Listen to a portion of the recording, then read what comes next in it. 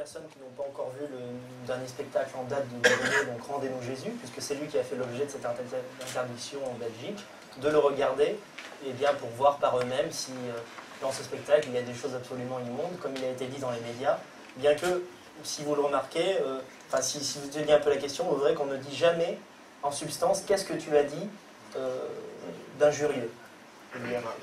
Pour bien comprendre juridiquement comment les choses se sont passées, c'est absolument ahurissant. Je suis avocat depuis 17 ans, je n'ai jamais vu ça. Pour interdire un spectacle, il y a deux solutions juridiques. Il n'y en a pas trois, il y en a deux. Soit le maire prend un arrêté interdisant le spectacle parce qu'il considère qu'il y a des risques de troubles à l'ordre public. C'est ce qui avait déjà été le cas en 2009. Et le Conseil d'État avait annulé cet arrêté. Donc le bourgmestre s'est dit, on ne va pas faire ça, ça ne va pas marcher. La deuxième solution, c'est que lorsqu'il y a des troubles qui se produisent à un moment donné, bien, le maire envoie la police pour que les troubles s'arrêtent. Or, ici, dans ce cas-ci, à notre avis, il n'y a pas eu d'arrêté de bourgmestre, parce qu'on savait, le bourgmestre savait que ça allait être annulé. Et pendant le spectacle, nous avons les vidéos. Et nous avons quantité de témoignages. Il n'y a jamais eu de trouble à l'ordre public. Je dirais même que le seul qui apaisait la salle était précisément Dieudonné. Et qui a apaisé les policiers et les personnes qui montaient sur scène. Alors, comme vous l'a dit Maître Courtois, nous avons interpellé le ministre de l'Intérieur et le bourgmestre de la ville en leur demandant par recommandé quel est le fondement juridique relatif à cette interdiction de spectacle. Nous avons envoyé cette lettre recommandée il y a exactement 10 jours. Nous n'avons même pas reçu d'accusé de réception, nous n'avons reçu aucune réponse, alors que la réponse, si elle existe, elle est très facile.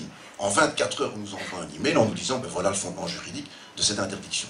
Il n'y a, à présent, aucune interdiction, et je peux vous dire, Maître Courtois vous l'a dit, non seulement nous allons évidemment défendre Dieudonné devant les tribunaux parce que je crains qu'il soit poursuivi, mais nous allons surtout attaquer les personnes qui ont fait en sorte d'interdire ce spectacle, parce que si nous ne le faisons pas, c'est une porte ouverte à la destruction totale de la liberté d'expression. J'insiste sur un point.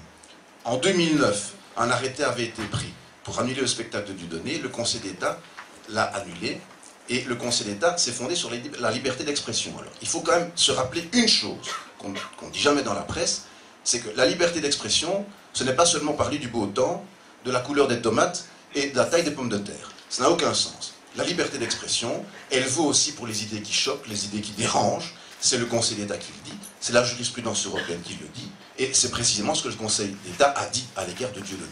Donc nous allons continuer ce combat, et comme vous l'a dit Maître Courtois, il faut absolument que les supporters de Dieudonné nous aident, nous fassent part de leurs vidéos, de leurs commentaires, lors de leur présence dans ce spectacle, et nous vous tiendrons évidemment informés par l'intermédiaire des sites de Dieudonné, de l'évolution de ces procès, mais que nos adversaires ne se réjouissent pas trop vite, parce que nous avons quelques biscuits pour partir au procès. Merci. Excusez-moi.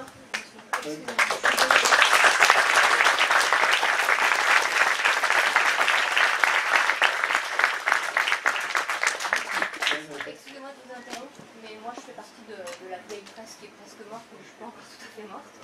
Et je viens de... Je suis journaliste à Dreux. Oui. Et un micro peut-être. Oui, est-ce qu'on... Pardon. Je sais pas si mes questions vont intéresser toute la salle, mais en fait je suis venue pour les législatives. Écoutez, en fait, on a un chapitre à la fin, est-ce que vous pouvez êtes passé? C'est-à-dire que le problème, c'est qu'il faut que je reprenne un train, il faut que j'écrive mon papier pour demain matin. Je suis désolée. Alors, je ne sais pas. Mais le train pour Dreux, en plus, vous savez, Paris-Dreux, c'est quelque chose. Je ne sais pas si vous l'avez déjà pris.